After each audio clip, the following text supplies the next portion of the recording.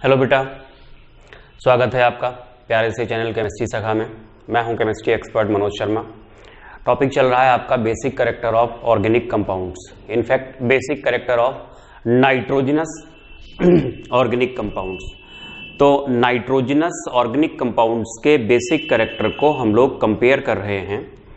उसमें हम लोगों ने अमोनिया और जो अमाइंस होते हैं यानी primary, secondary and tertiary amines, इनके बेसिक कैरेक्टर को हम लोग कंपेयर कर चुके थे गैस फेज में as well as in aqueous solution. इसके अलावा आपको ये भी बता दिया गया था कि जो एरोमेटिक अमाइंस होंगे वो कम बेसिक होंगे एलिफेटिक अमाइंस से, क्योंकि जो एरोमेटिक अमाइन यानी एग्जाम्पल लिया था हम लोगों ने एनिलीन, वहां में जो नाइट्रोजन का, वहां पे नाइट्रोजन का जो लोन पेयर होता है वो बेंजीन रिंग में डिलोकेलाइज हो जाता है।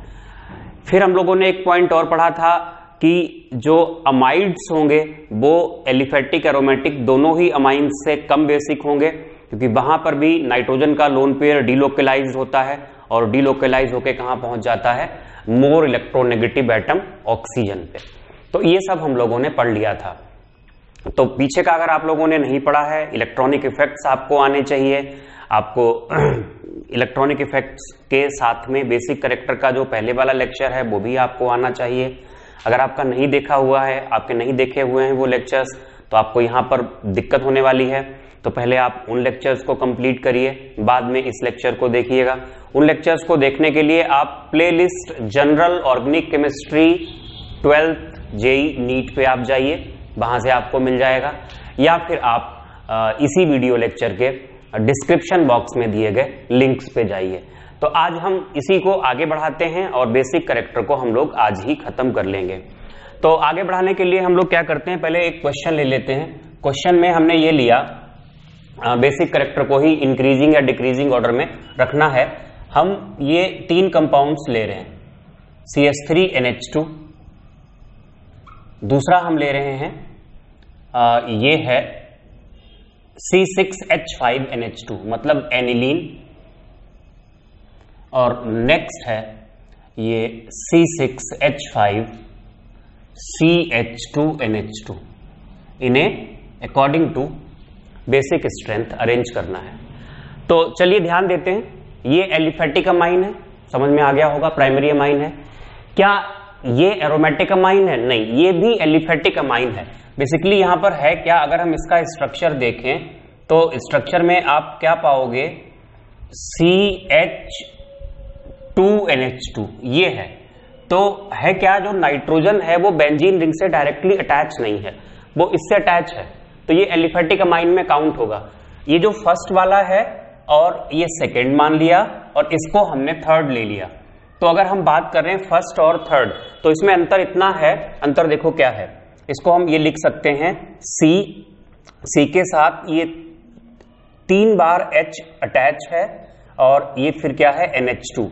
यहां पर क्या हुआ, यहां पर इस C के साथ 2 बार H अटैच है, ये 2 बार H अटैच है और एक H की जगह ये ग्रुप आ गया। तो अगर हम देखेंगे तो लोन पेयर जो नाइट्रोजन का है वो ना तो यहां डिलोकेलाइज हो रहा है ना ही यहां डिलोकेलाइज हो रहा है, बस ये डिफरेंस आया। ये एक प्लस आई ग्रुप है और ये एक माइनस आई ग्रुप है। प्लस आई ग्रुप बेसिक स्ट्रेंथ को बढ़ाते हैं और माइनस आई ग्रुप्स बेसिक स्ट्रेंथ को घटाते हैं। तो अगर बात करें फर्स्ट और थर्ड में, तो थर्ड वाला कम बेसिक होगा क्योंकि वहां माइनस आई ग्रुप लगा हुआ है। ऐसे ही ये जो है ये तो एरोमेटिक अमाइन है, यहां तो लोन पेयर डिलोकेलाइज हो जाएगा। तो ये वाला जो सेकंड वाला है ये तो थर्ड वाले से भी कम बेसिक होगा क्योंकि यहां लोन पेयर डिलोकेलाइज्ड है। तो सबसे ज्यादा बेसिक हुआ फर्स्ट, फर्स्ट के बाद आएगा थर्ड, थर्ड के बाद आएगा सेकंड, क्योंकि जो सेकंड है वो एरोमेटिक अमाइन है। 1-2 क्वेश्चंस अगर हम और ले लें यहां पर, तो देखिएगा हमने लिया यहां पर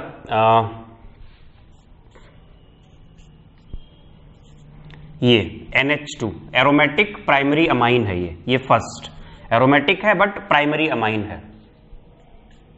यहां पर हमने क्या किया, NH, एक H को हटा के हमने यहां जैसे दोनों H अटैच थे पहले वाले में, यहां पर हमने क्या किया, ये H है दोनों, एक तो H रखा लेकिन एक तरफ हम क्या ग्रुप ले आए, हाइड्रोकार्बन पार्ट ले आए, ये सेकेंड हो गया।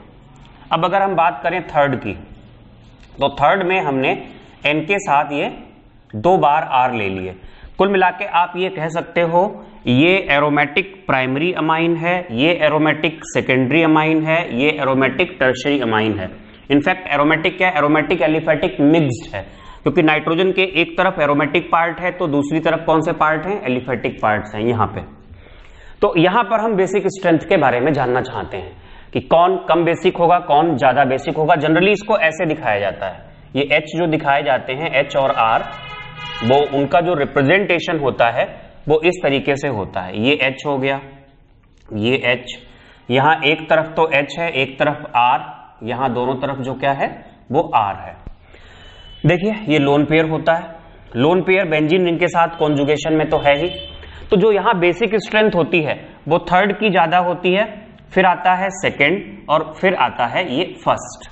वजह आपको बता दें, लोन पेयर डिलोकलाइज है, वो तो है ही, यहां भी डिलोकलाइज है, लेकिन ये एक प्लस आई ग्रुप आ गया, और प्लस आई ग्रुप के आने से क्या होता है आपको पता है, बेसिक स्ट्रेंथ बढ़ जाती है। या इसके अलावा ये ग्रुप जब आएगा यहां पर, तो यहां पर एक स्टीयरिक हिंड्रेंस बन जाता है, और उस स्टीयरिक हिंड्रेंस की वजह से इस लोन पेयर का डीलोकलाइजेशन भी बेंजीन रिंग में घट जाता है। और यहां पर 2-2 आर ग्रुप आ गए, तो वो प्लस आई तो है ही है, साथ में यहां पर जो नाइट्रोजन का डीलोकलाइजेशन है वो बहुत कम हो जाता है स्टीयरिक हिंड्रेंस की वजह से। और जब लोन पेयर यहां डीलोकलाइज नहीं होगा तो वो इजीली किसी को भी प्रोवाइड किया जा सकता है, और ऐसे केस में क्या होगा, बेसिक स्ट्रेंथ बढ़ेगी। तो ये हो गया इस तरीके से। यहां पर कोई फेज नहीं दिया जाता है जनरली जब क्वेश्चंस पूछे जाते हैं, ना तो आपसे कहते हैं वेपर फेज में, ना ही आपसे कहते हैं एक्वस सॉल्यूशन में। जो हम क्वेश्चन सॉल्व करते हैं ऐसे केस में वो वेपर फेज मान के ही सॉल्व करते हैं। जब तक आपको एक्वस सॉल्यूशन ना दिया हो तो आप क्वेश्चन को वेपर फेज मान करके ही सॉल्व करिएगा। तो इन्हें आपने कॉपी किया होगा। इसके बाद बेसिक स्ट्रेंथ में हम 1-2 बातें और पढ़ लेते हैं।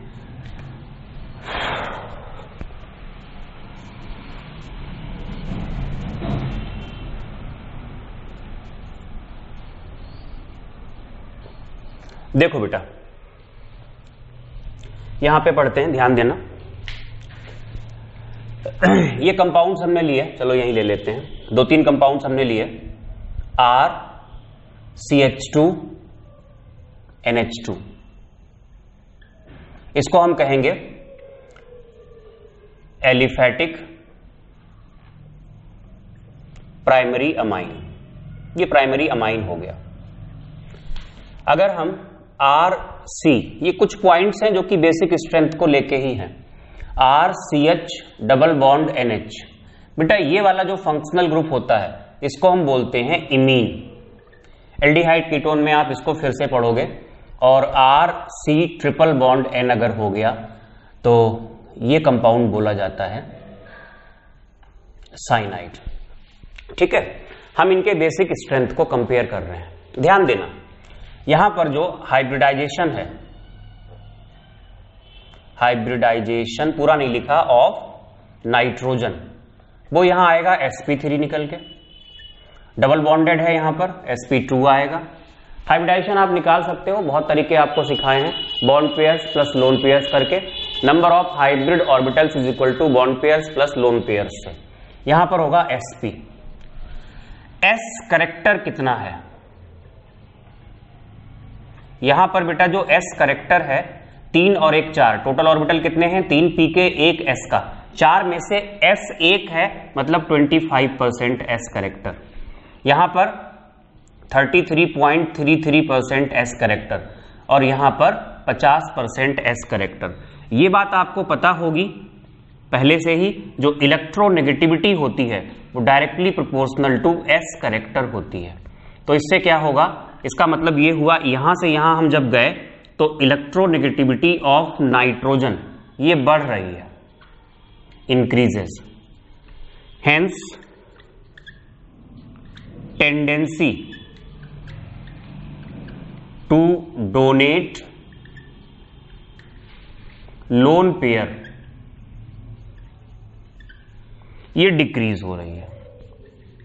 Tendency to donate lone pair decreases, और इससे क्या होगा, दैट इज बेसिक करेक्टर, जो बेसिक करेक्टर है वो घट रहा है।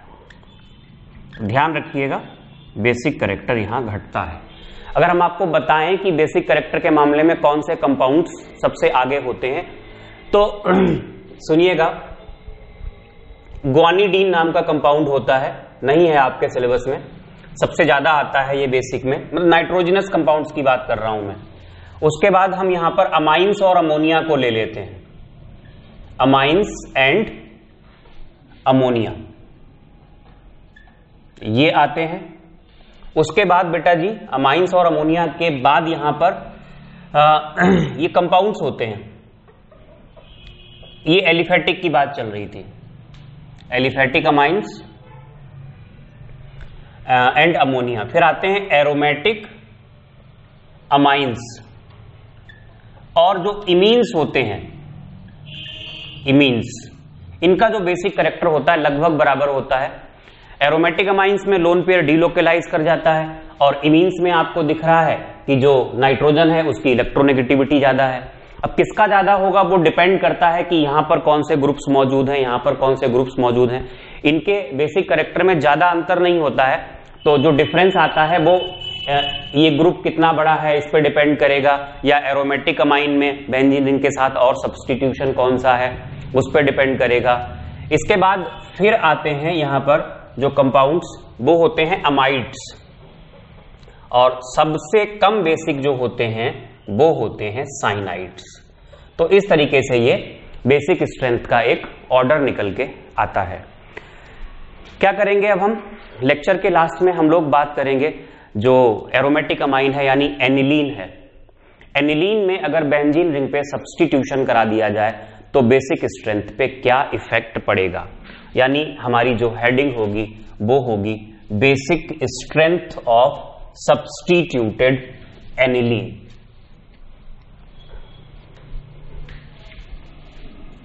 Basic strength of substituted aniline. याद करिए एसिडिक करेक्टर में क्या होता था, बेंजीन रिंग से जब कोई इलेक्ट्रॉन विड्रॉइंग ग्रुप अटैच होता था तो वो एसिडिक करेक्टर को बढ़ा देता था, और जब बेंजीन रिंग से कोई इलेक्ट्रॉन रिलीजिंग ग्रुप अटैच होता था तो वो एसिडिक स्ट्रेंथ को घटा देता था। यहां पे उल्टा होगा, ये है एनिलीन, दिख रहा होगा एनिलीन। और हमने क्या किया, एनिलीन में अब कोई ग्रुप अटैच करा दिया। अब ग्रुप हमने सेंटर में दिखाया है, अभी हमने पोजीशन नहीं दिखाई, ऑर्थो पे है, मेटा पे है या पैरा पे है। ये कुल मिला के एक ग्रुप अटैच करा दिया, इसको हम कहेंगे substituted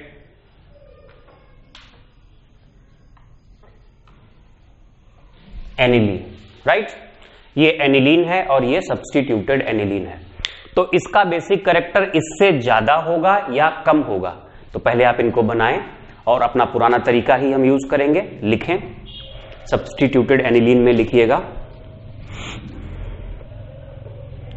if group is electron releasing, if group is electron releasing it will increase basic strength, and when group is electron withdrawing, group is electron withdrawing, it will decrease basic strength, it will decrease basic strength, full stop के बाद mesomeric effect only at ortho and para positions, mesomeric effect only at ortho and para positions and inductive effect at all positions. फिर एक note लिखिएगा जो कि ortho effect से related है, benzoic acid में ऑर्थो इफेक्ट लगता था, यहां भी लगता है। फुल स्टॉप के बाद नोट में लिखेंगे ortho substituted aniline, ortho substituted aniline is least basic, ortho substituted aniline is least basic irrespective of nature of group, it is due to ortho effect. मैंने आपको पहले भी बोला था कि ऑर्थो इफेक्ट का कोई प्रॉपर एक्सप्लेनेशन नहीं है, बस ऐसा कहा जाता है कुछ इलेक्ट्रॉनिक फैक्टर्स और स्टेरिक फैक्टर्स रिस्पॉन्सिबल होते हैं ऑर्थो इफेक्ट के लिए। तो क्या करेंगे बेटा, ये इसके बाद हम ये 4 एनिलीन ले रहे हैं, उसमें से एक तो ये अनसब्स्टिट्यूटेड है, इसको फर्स्ट बोला हमने। उसके बाद हमने जो एनिलीन लिया वो है सेकेंड। इसमें हमने जो ग्रुप लगाया वो ऑर्थो पोजीशन पे लगाया, ये ऑर्थो सब्स्टिट्यूटेड है। नेक्स्ट में जो ग्रुप लगाया वो मेटा पोजीशन पे है, और लास्ट में हमने जो ग्रुप लगाया है वो पैरा पोजीशन पे लगाया। तो ये 4 एनिलीन हो गए, और हम क्या करेंगे, इनके बेसिक कैरेक्टर को कंपेयर करेंगे, ग्रुप चेंज करेंगे। सबसे पहले हम बात करेंगे जो हमने ग्रुप लिया, जो हमारा पुराना तरीका होता था, ग्रुप इज मिथाइल। देखो बेटा, आपको पहले ट्राई करना चाहिए, उसके बाद आपको हमारे आंसर के साथ मैचिंग करनी चाहिए। तो आप लिख लें ग्रुप इज मिथाइल, और फिर आप क्या करें, खुद ट्राई करें, और उसके बाद आप आंसर के साथ जुड़ें। तो अगर आपने ट्राई किया है और उसके बाद आप आंसर के साथ जुड़ रहे हैं, तो आपकी पहली अप्रोच तो ये होगी, मिथाइल ग्रुप जो है वो है क्या। तो आपके समझ में आएगा कि ये ग्रुप +M और +I है, ठीक है। अब अगर हम क्या करें, बेसिक स्ट्रेंथ के अकॉर्डिंग इनको अरेंज करें, तो बेटा जी हमने क्या किया, सेकंड वाले को सबसे लास्ट में ले लिया, क्योंकि इस पे लग रहा है ऑर्थो इफेक्ट, और ये ऑर्थो इफेक्ट की वजह से लीस्ट बेसिक होगा, ऑर्थो इफेक्ट लगा दिया। अब हम इन 3 को कंपेयर करेंगे, फर्स्ट, थर्ड और फोर्थ। तो +M और +I है, मतलब इलेक्ट्रॉन दे रहा है, इलेक्ट्रॉन रिलीज करा रहा है। Electron releasing groups basic character को बढ़ाते हैं, मतलब थर्ड और फोर्थ फर्स्ट से ज्यादा बेसिक होंगे। तो थर्ड वाला कम हो गया, ठीक है, सॉरी फर्स्ट वाला कम हो गया भाई। फर्स्ट, थर्ड और फोर्थ में थर्ड और फोर्थ ज्यादा बेसिक है, तो यहां पर फर्स्ट वाला आ गया। फिर अब इन दोनों में देखा जाए तो यहां बेसिक कैरेक्टर बढ़ाया जा रहा है केबल इंडक्टिव से, और यहां पर बेसिक कैरेक्टर बढ़ाया जा रहा है इंडक्टिव और मीजोमेरिक दोनों ही इफेक्ट से। तो थर्ड और फोर्थ में फोर्थ ज्यादा होगा, फिर यहां पर होगा थर्ड। तो ये इसका ऑर्डर आएगा। होपफुली आप लोगों ने सही किया होगा। अब हम नेक्स्ट ग्रुप लेने जा रहे हैं। इस बारी हमने क्या किया, ग्रुप इज NO2। फिर से हमें वही अरेंजमेंट देना है, ये हमने बना लिए, लेस देन, लेसर देन, जो भी होता हो। NO2 ग्रुप जो होता है वो -M और -I होता है। ध्यान दीजिएगा बेटा, सेकंड वाले को हमने सबसे बाद में ले लिया क्योंकि यहां ऑर्थो इफेक्ट लग रहा है। अब हम फर्स्ट, थर्ड और फोर्थ को कंपेयर करेंगे। पहले आपको ये काम खुद करना चाहिए, उसके बाद मेरे साथ जुड़ना चाहिए। तो फर्स्ट, थर्ड और फोर्थ को जब हम कंपेयर करेंगे तो ये ग्रुप जो है इलेक्ट्रॉन विड्रॉइंग है, मिजोमेरिक में भी, इंडक्टिव में भी। तो ये क्या करेगा, ये बेसिक कैरेक्टर को घटाएगा। घटाएगा मतलब थर्ड और फोर्थ कम बेसिक होंगे फर्स्ट से, तो फर्स्ट सबसे ज्यादा आ गया। थर्ड और फोर्थ में देखोगे तो थर्ड में बेसिक कैरेक्टर केवल इंडक्टिव इफेक्ट से कम किया जा रहा है, जबकि फोर्थ में बेसिक कैरेक्टर इंडक्टिव और मीजोमेरिक दोनों से कम किया जा रहा है। तो फोर्थ कम होगा और थर्ड कैसा होगा, ज्यादा। ये दो ग्रुप्स हम लोगों ने देख लिए। आगे बढ़ते हैं। तीसरा ग्रुप हमने लिया C, वो हमने लिया हेलोजन कोई। मान लो हमने क्लोरीन ले लिया, तो यहां लिखा जाता है बहुत वीक, वेरी वीक, वीक मतलब WEAK, क्योंकि डबल E अगर हो गया तो वो सप्ताह हो जाएगा। वेरी वीक +M और साथ में स्ट्रॉन्ग माइनस आई है। ठीक है, तो देखते हैं बेटा, सेकंड को यहां ले आए। फर्स्ट, थर्ड और फोर्थ में फर्स्ट ज्यादा होगा, क्योंकि आपको याद होगा जब हैलोजन होते हैं तो वहां पर जो रिजल्ट निकालते हैं वो किससे निकालते हैं? इंडक्टिव से। तो इंडक्टिव में माइनस आई है, माइनस आई क्या करेगा? बेसिक कैरेक्टर को घटाएगा, और इसमें भी थर्ड वाला कम बेसिक होगा, क्योंकि यहां पर इंडक्टिव कैसा है? ज्यादा स्ट्रॉन्ग है। ये हैलोजेंस में आपको याद रखना है। तो फर्स्ट सबसे ज्यादा हुआ, थर्ड और फोर्थ में फोर्थ ज्यादा हुआ, फिर थर्ड। ठीक है, क्योंकि यहां केवल और केवल जो रिजल्ट निकालते हैं, इससे पहले के लेक्चर्स में भी मैं आपको कई बार बता चुका हूं, यहां पर हमें जो भी रिजल्ट्स निकालने होते हैं वो हम केवल इंडक्टिव के अकॉर्डिंग ही निकालते हैं, माइनस आई के अकॉर्डिंग ही निकालते हैं। डी नेक्स्ट हम बेटा ग्रुप लेने जा रहे हैं यहां पर OH। तो OH जो ग्रुप होता है सभी को पता होगा, बहुत स्ट्रॉन्ग प्लस M होता है, और ये एक वीक माइनस आई होता है। खैर अगर आप इस ग्रुप की बात करोगे तो प्लस M और माइनस आई है।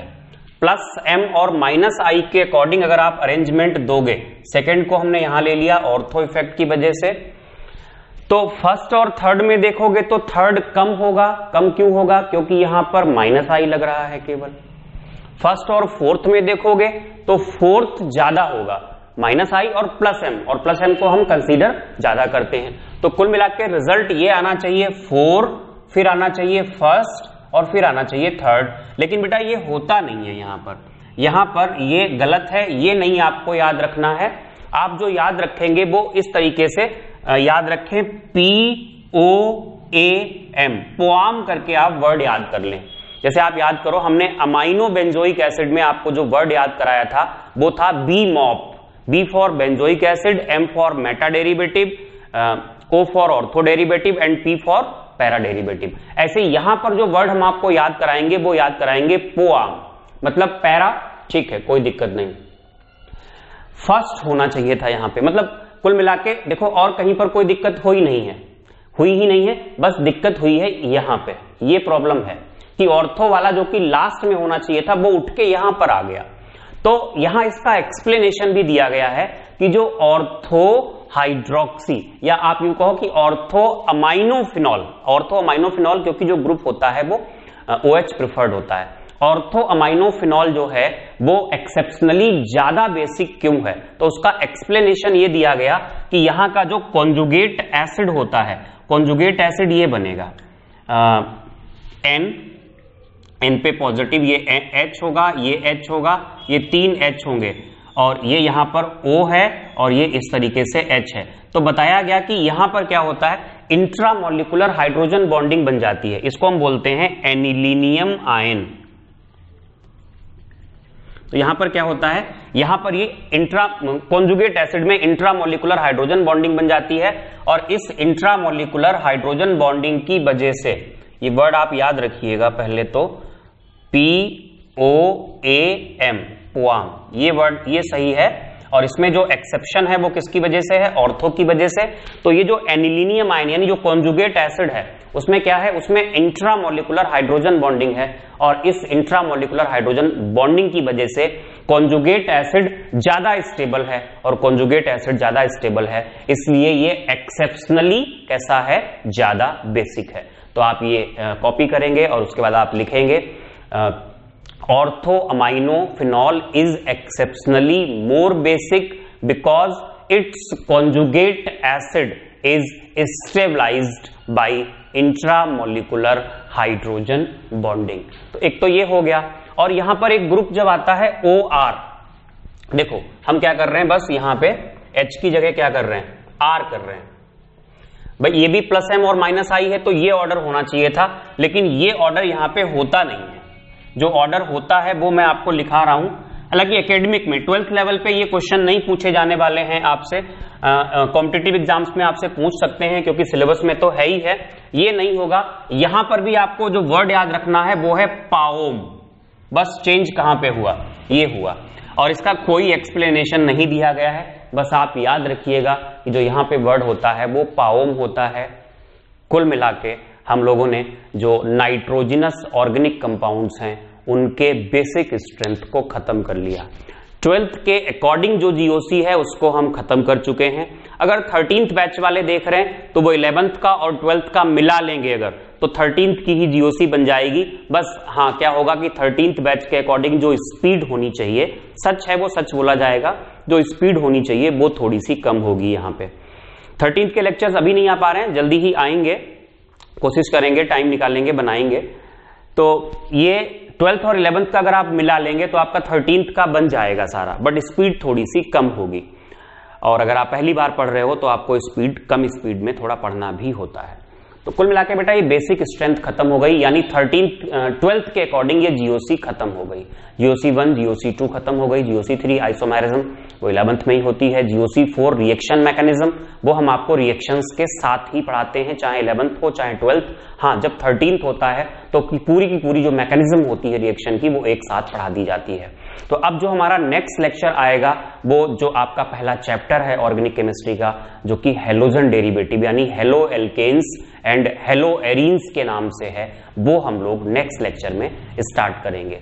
तो इस जीओसी को अच्छे से तैयार करिए, इसका जल्दी ही टेस्ट होगा और होपफुली आपको समझ में आता होगा। अगर आपको अच्छा लगता है तो चैनल को सब्सक्राइब कीजिएगा, शेयर कीजिएगा प्रमोट करने के लिए, और लेक्चर्स को लाइक कीजिएगा। Thank you for watching.